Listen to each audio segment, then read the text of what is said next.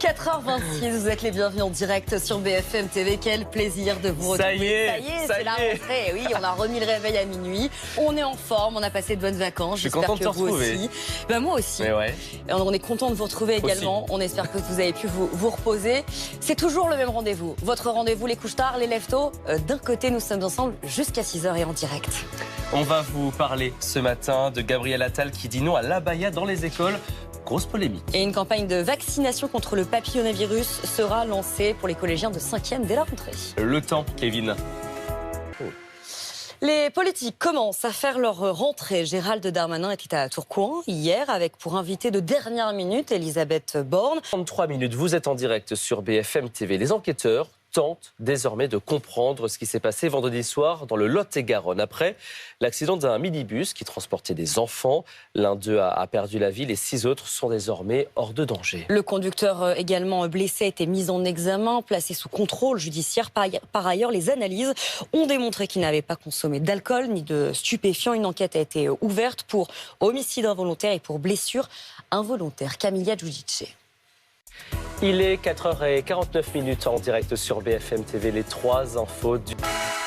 5h-10, je vous souhaite la bienvenue en direct sur BFM TV. Record de chaleur enregistré jeudi dernier. Et pourtant, le pic du midi a accueilli ses premiers flocons dans la nuit de samedi à dimanche. Quelques jours d'écart et la météo fait un grand écart. Un phénomène étonnant mais pas alarmant selon les météorologues. Anne Boisiz avec Blandine Dalena.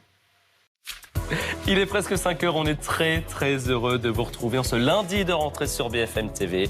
À la une, Pauline. Alors on va revenir sur l'abaya parce qu'il n'y en aura plus à l'école. C'est interdit, c'est une annonce faite hier par le ministre de l'Éducation nationale. On ira dans le Var aussi, dans un golf qui utilise les eaux usées. Pour arroser. Exactement, ça fait polémique en général quand c'est de l'eau potable. Mais et c'est bien normal. C'est la météo.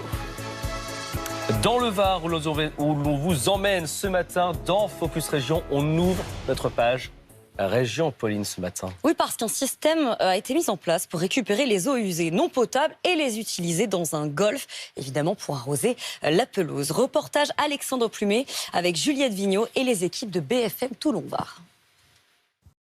Allez, si vous êtes du côté de Strasbourg, désormais, n'hésitez pas à aller voir les illuminations de la cathédrale. Il ne vous reste plus que quelques jours pour en profiter. Reportage des équipes de BFM Alsace.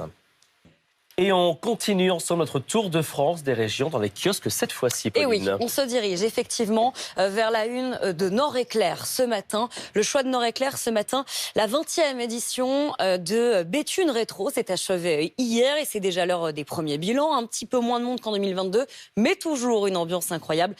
Béthune Rétro, déjà du passé, c'est la une de Nord-Éclair. Donc ce matin, vous découvrez également la une de la Voix du Nord ou encore de Ouest France. Il est 5h passé de 21 minutes tout de suite. C'est la culture.